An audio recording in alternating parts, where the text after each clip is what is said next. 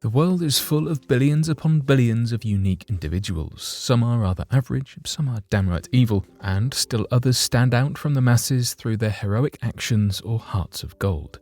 A hero can take many forms, but a true hero is usually an ordinary person who is deeply committed to doing good and helping others. So today, here at Unexplained Mysteries, we will be looking at 3 stories of ordinary people who distinguished themselves through their heroism.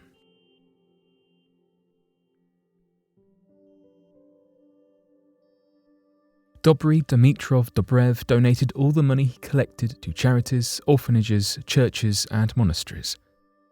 Dobrev Dimitrov Dobrev was born into a rural Bulgarian village in 1915 and was raised by his mother after his father passed away serving in the First World War.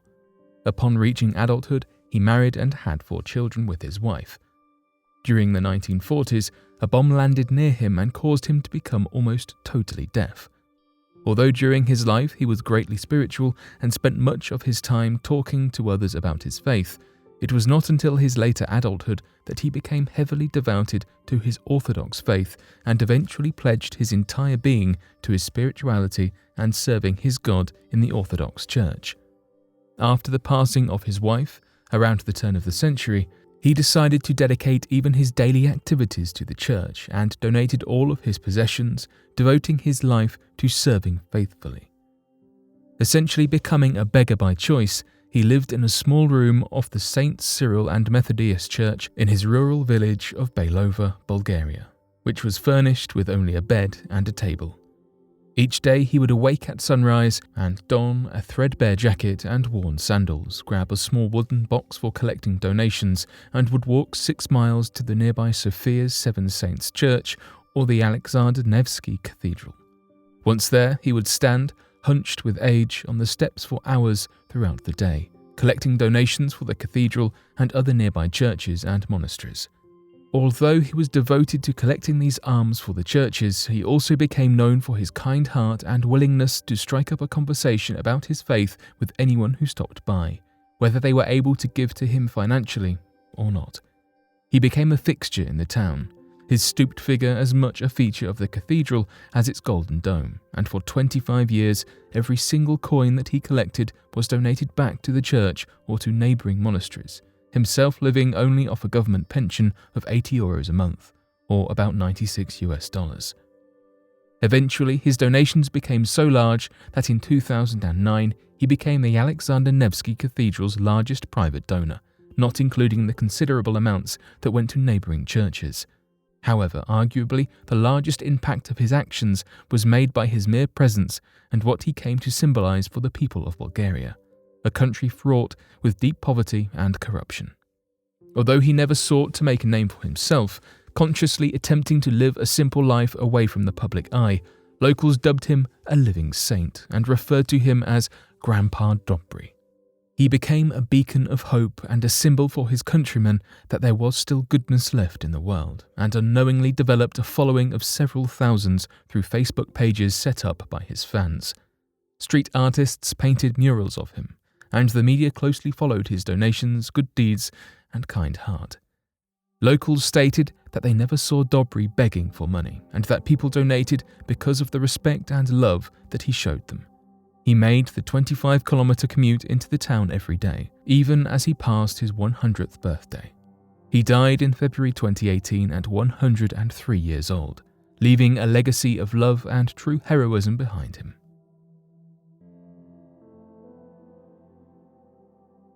James Harrison, the man with the golden arm. James Harrison is an Australian man known as the man with the golden arm, but his arm is made of flesh and blood rather than shining metal. In fact, he was given this nickname because of his heroic service of hundreds of blood donations that have saved millions of babies due to his unique blood plasma composition.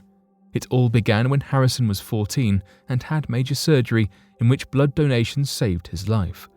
Grateful for the sacrifice made by this unknown person, he vowed to make his own donations as soon as he reached the 18-year-old age limit.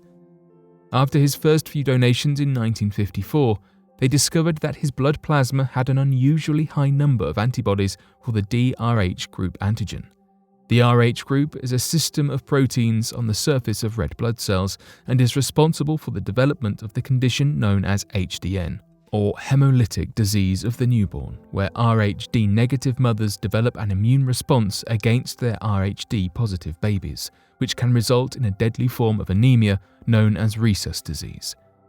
Harrison's blood plasma antibodies were used to administer to babies and mothers and directly prevented thousands of deaths due to HDN. Research was also performed on the plasma to develop an artificially produced anti-D immune globulin known as ROGAM that has currently saved over 2.4 million babies, and continued studies hope to develop a synthetic antibody identical to those produced in Harrison's blood in a project called James in a Jar. Even his own daughter, Tracy, received a donation of his antibodies. Before the discovery of the vital antibody in his plasma, rhesus disease was responsible for the deaths of thousands of babies every year, and those who did survive were born with extensive brain damage. Harrison donated an average of once every 3 weeks from the time he began in 1954 until his 81st birthday in 2018, as Australian law requires blood donors to be younger than 81. His lifetime donations totaled 1,173, and he received the Medal of the Order of Australia in 1999 for his service. He currently holds the record for the largest amount of lifetime donations, although he has said that I could say that it is the only record that I hope is broken, because if they do, they have donated 1,000 donations. He is now 84 years old, and although he is no longer eligible to make donations, has remained a staunch advocate for the importance of continued blood donations by those who can. Harrison's selflessness has saved millions of lives, and the impact and knowledge from his donated plasma research will continue to save lives for years and years to come, marking him as a true hero despite his insistence that he is just an ordinary man.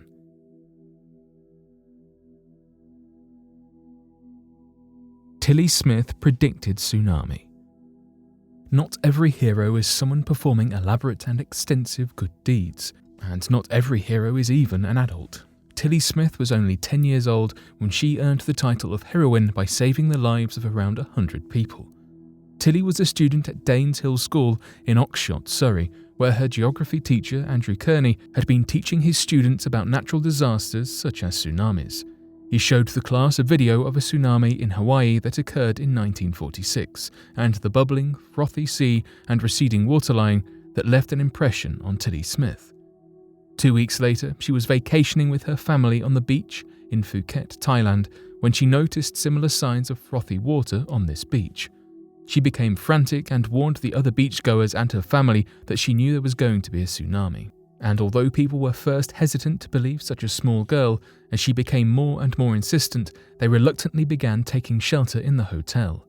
Sure enough, only moments later the enormous tsunami hit the shore, but none of the roughly 100 people who had been on that particular beach were harmed, thanks to Tilly's quick thinking. The tsunami was a deadly one, caused by the 2004 Indian Ocean earthquake, and killed over 200,000 other individuals in 13 countries. However, because of her sharp eyes and quick thinking, those on the beach with Tilly Smith owe their lives to the 10-year-old girl. After the event, Tilly was applauded internationally for her heroism and received the Thomas Gray Special Award of the Marine Society and Sea Cadets from 2nd Sea Lord Vice Admiral Sir James Bernal Nugent.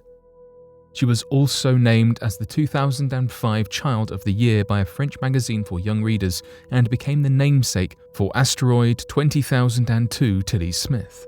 Her story is now incorporated in many teaching materials aimed towards educating young people about the signs of impending natural disasters and how to react when they notice them. She has used her notoriety to advocate for such natural disaster education, saying, "My mum didn't realise what was happening on the beach because she wasn't taught about tsunamis when she was younger. She had never even heard the word tsunami, and she didn't know how to react.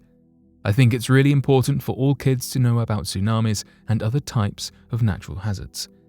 Natural disasters cause thousands of unnecessary deaths each year, and if more children and adults were educated about the warning signs, it is possible that more lives could be saved.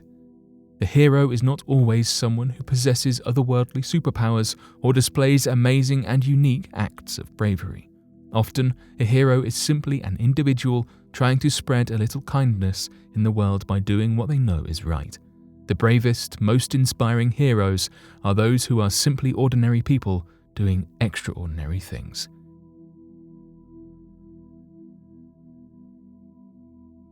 But what do you make of these inspiring stories? Be sure to let us know your thoughts in the comments section below and help us by growing this community while working to solve these unexplained mysteries. Thank you for watching, and don't forget to subscribe for more videos.